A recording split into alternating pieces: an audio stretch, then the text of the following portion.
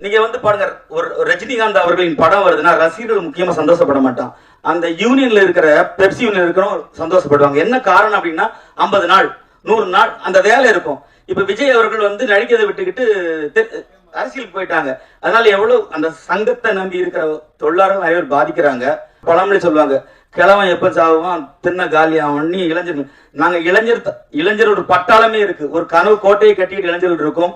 இது முதியோர்கள் தயவுசெய்து நான் உங்களுக்கு கெஞ்சி கேட்டா, உங்களால் ஒரு 10 வருஷம் இருந்துட்டீங்க, அதை வழிவிட்டு இளைஞர்களுக்கு கண்டிப்பா அதை செய்யணும். அப்பதான் இளம் தலைமுறைகள் வந்து நல்ல படங்கள் கொடுப்பாங்க.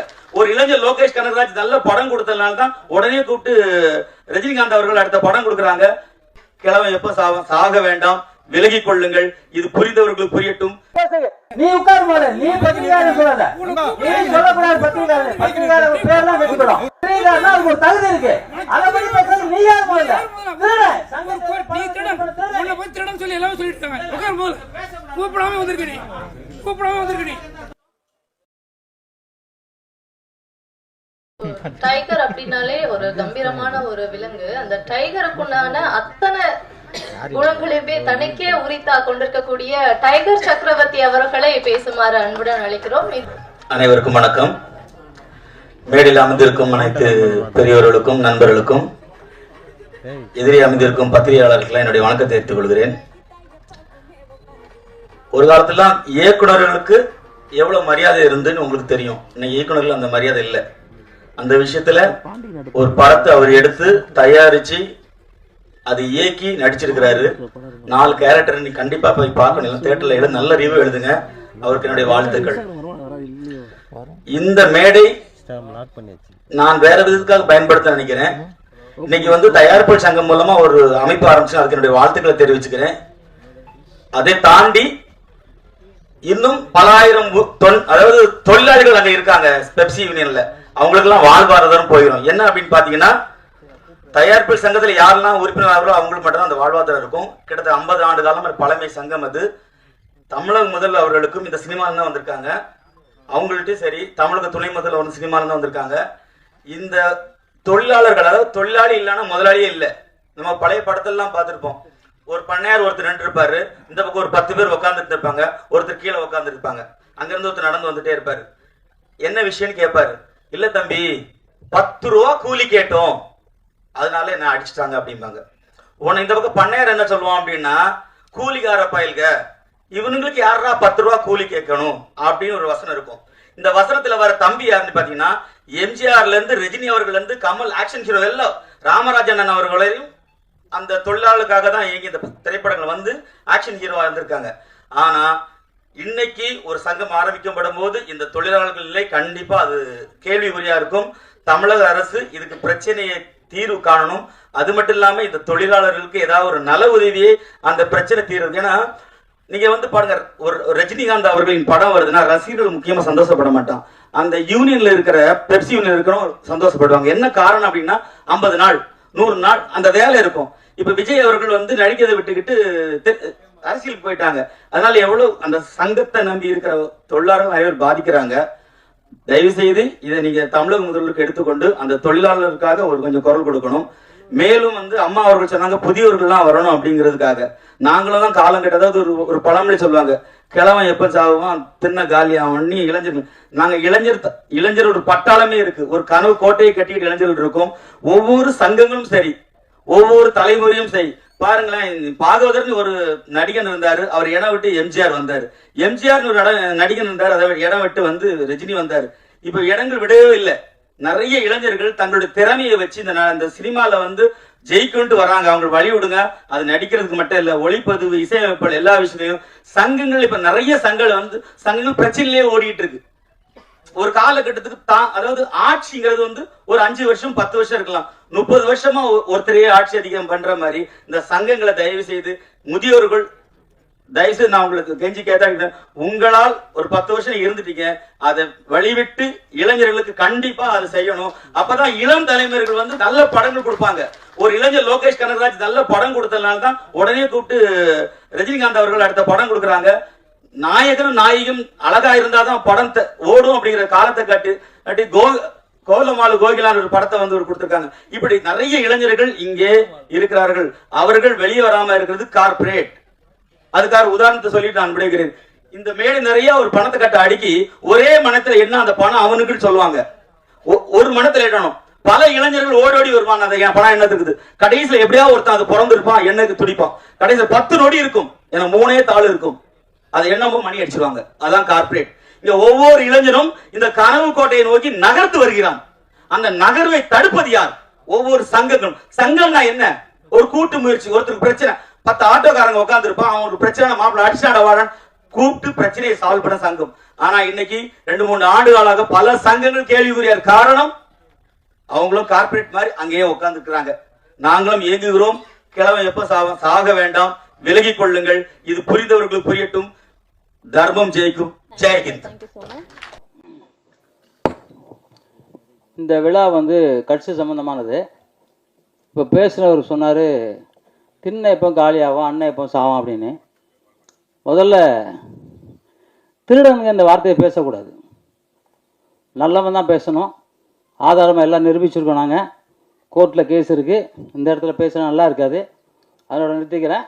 யாரும் சங்கத்தை பற்றி இந்த இடத்துல பேசக்கூடாது. ரஜினிகாந்தை பேசுகிறதுக்கு ஒரு தகுதி வேணும். பெரியவங்களை பற்றி பேசுகிறதுக்கு ஒரு தகுதி வேணும். முதியோர்கள், சின்னவர்கள் அதெல்லாம் யாரும் கிடையாது. முதியோர்னா என்ன? முதியோர் திருடாத முதியோர், திருட சின்னவரா? இல்லை, இந்த இடத்துல அதை பேசியிருக்கக்கூடாது. இப்போ நீங்கள் பத்திரிக்கையாளா? உட்காருங்க போல. நீங்கள் பத்திரிக்கை நான் ஒத்துக்க மாட்டேன்.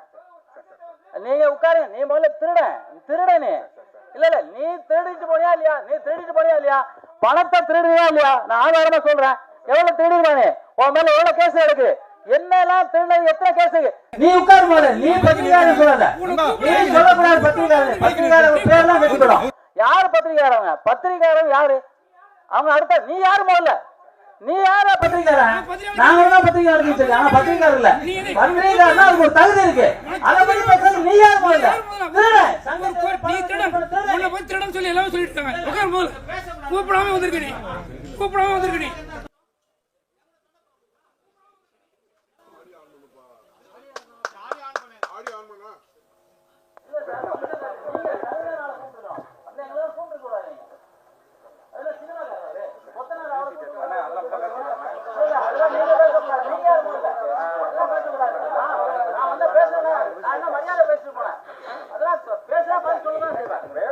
நிகழ்ச்சியை தொடர்ந்து பார்க்கலாம். அடுத்ததா யார் பேச போறாங்கன்ட்டு.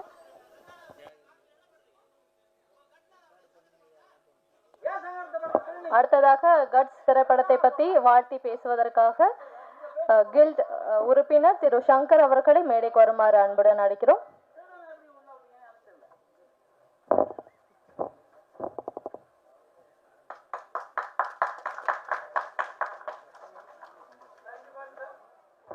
என் உயிரில மேலான அன்பு உறவுகள் அனைவருக்கும் வணக்கம். சங்கம் என்றாலே சங்கடமாகி கொண்டே இருக்கிறது. முன்பெல்லாம் சங்கம் அனைவருக்கும் உதவியாக இருந்தது, இப்போ உபத்திரமாக இருக்கிறது. சென்சார் போர்டு ஒரு பக்கம் நமக்கு பெரிய தலைவலியை உருவாக்கி கொண்டிருக்கிறது. அதை தாங்க பேசுறேன். அதுதான் நான் வந்துட்டேன். மகிழ்ச்சி. இந்த படம் சென்சார் போர்டு, அதாவது என்னன்னா, ஒரு படத்தை எடுக்கிறதுக்கு இன்னைக்கு நமக்கு வந்து பெரிய ஒரு நமது இயக்குனர், மதிப்பிற்குரிய அன்பு சகோதரர் அம்மா சொல்லும்போது உள்ள இருந்து அப்படியே பொங்கி கண்ணுல இருந்து நீர் வடியுது. அவர் அவ்வளோ அடி. ஐயனா எல்லாருக்கும் கை கொடுத்து தூக்கத்துக்கு ஆள் இருக்கு. ஏவிஎம் நிறுவனம், நீங்க பல நிறுவனங்கள் இருக்கு. ஆனா ஐயா, நான் அன்பு சகோதரன் சிவானி செந்தில் சொன்ன மாதிரி அவர் வந்து பாத்தீங்கன்னா அவரா கையை ஊனி, அவரா எழுந்து, அவரா கொஞ்சம் கொஞ்சமா நடந்து, சேரு சகதி அடி உத வெட்டு குத்து எல்லாத்தையும் அவமானங்களை சந்திச்சு இன்னைக்கு வெற்றி நடை போட்டு இன்னைக்கு வந்து நிற்கிறார். ஐயா, கள்ளக்குறிச்சி மாவட்டம் இந்த கட்சியுடைய போஸ்டர் விளம்பரங்கள் எல்லாம் நான் பார்த்துக்கிறேன். என்னுடைய செலவு நான் பண்ணிக்கிறேன். அது நானே செய்கிறேன். எனக்கு அது பெருமையானா என் நண்பன் சக்கரவர்த்தி, டைகர் சக்கரவர்த்தி, எங்கள் அண்ணன் துரையண்ணன் அவர்கள் அவங்களாம் இருக்காங்க. எங்களால் என்ன முடியுமோ அந்த உதவியை நான் செஞ்சு கொடுத்துட்றேன் கட்டாயம். அதே மாதிரி இந்த சென்சார் போர்டில் இப்போ அழகாக படம் பிடிச்சி காட்டியிருந்தார். அந்த பாட்டு சீனில் அந்த யானை வந்தது, அது ஒரிஜினல் தானங்க ஐயா? ஆமாம், இந்த ஒரிஜினல் இருந்த வரைக்கும் உண்மை இருந்தது. ஐயா, புரட்சி தலைவர் எம்ஜிஆர் அவர்கள் புலியோட சிங்கத்தோட சண்டை போட்டார், கேப்டன் போட்டார். ஆனால் இன்னைக்கு நாங்கள் எல்லாமே கிராஃபிக்ஸ் கூட போட வேண்டியதாக இருக்குது. கார்பரேட் சொன்னார் இல்லைங்களா? இன்னைக்கு கார்பரேட், நான் இன்னைக்கு ஒரு நாய்க்குட்டியை வளர்த்து அந்த நாய்க்குட்டியை 3 மாசம் வளர்த்தனா அந்த நாய்க்குட்டி வச்சு படம் எடுத்தா எனக்கு செலவு கிடையாது, உணவு மட்டும்தான். ஆனா கிராபிக்ஸை கொண்டு வந்துட்டாங்க, பல கோடி எங்களுக்கு லாஸ் ஆகிட்டு இருக்கு. அதுல நீங்க பல லட்சங்களை இழக்கிறோம் நாங்க. கிராபிக்ஸ் இந்த கார்பரேட்டுக்காக தான் இந்த சென்சாரே வந்ததான்னு நாங்க நினைக்கிறோம். அவ்வளவு வலியும் வேதனையுமா இருக்கு. அதே மாதிரி திரைப்படங்கள் அண்ணன் கூட சொல்லிட்டு போனாரு, திரைப்படங்களை ஒரு படத்தை நாங்க ரிலீஸ் பண்றோம்னா ஒரு சின்ன பட்ஜெட் படம் கொண்டு வர முடியல, திரைக்குள்ள கொண்டு வர முடியல. நான் என்ன சொல்றேன், எங்களுடைய மாண்புமிகு முதலமைச்சர் அவர்களுக்கு அவருடைய கவனத்துக்கு நாங்க கொண்டு போறோம். எங்களுக்கு ஒரு 100 தியேட்டர் கட்டி கொடுங்க. எல்லாருக்கும் என்னென்னமோ சரிங்களா, 250 கோடி ரூபாயில கூட நூலகம் திறக்கிறீங்கன்றாங்க. யாரும் படிக்கிறதுக்கு அங்க ஆள் இல்ல. பூந்தோட்டத்துக்குள்ள ஆள் இருக்க மாதிரி தான் இருக்கு. அங்க சரியான நூலகங்கள் கிடைக்கல, சரியான நூல்கள் இல்ல, எங்களுடைய நூல்கள் அங்க இல்ல. இருக்கிறது பூரா பல தலைமுறையா வாழ்ந்தவங்களுடைய வரலாற்று புத்தகங்கள் தான், பதிவுகள் தான் இருக்கிற வழிய எங்களுடைய அகநானூறு, புறநானூறு, 10 பரிபாடல் இதெல்லாம் காணும், அதோடைய தொகுப்புகளை காணும், எங்களுடைய ராஜராஜ சோழனோட காணும். அதனால அந்த இதாக ஐயா மாண்புமிகு முதலமைச்சர் அவர்களுக்கு நாங்கள் கோரிக்கை வைக்கிறது, எங்களுக்கு ஒரு 100 தியேட்டர், ஒரு 100 கோடி ரூபா ஒதுக்குங்க. எங்களுக்கு ஏ சென்டர்ல நீங்க கொடுக்க வேணாம், பி சென்டர், சி சென்டர்ல கட்டி விடுங்க. எங்களுடைய திரைப்படங்கள் அங்க நாங்க ஓட்டிக்கிறோம். 50 ரூபாய்க்கு நாங்க டிக்கெட் தரோம், ரசிகர்கள் நாங்க பார்க்கறதுக்கு அனுமதி கொடுக்குறோம். 50 ரூபாய் எங்க தியேட்டர், நாங்க படம் கொடுக்குறோம். எங்களுக்கு என்ன படம் மிரட்டுது.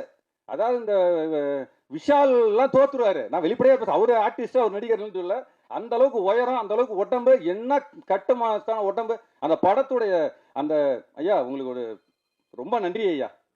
அவ்வளவு பெருமையா இருக்கு அந்த படம், அந்த அளவுக்கு சிறப்பா பண்ணியிருக்காரு.